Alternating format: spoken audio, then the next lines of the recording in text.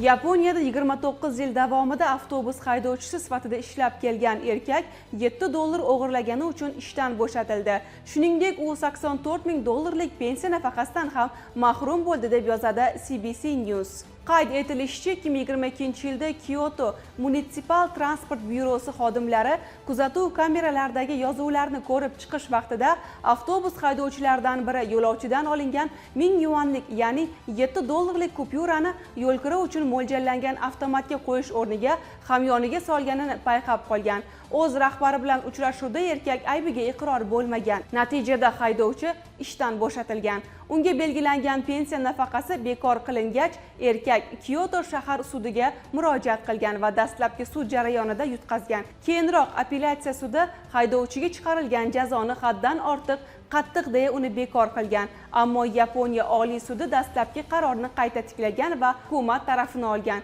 Ta'kidlanishicha, erkakning xatti-harakati jamoatchilikning mahalliy transport tizimiga bo'lgan ishonchiga putur yetkazishi mumkin.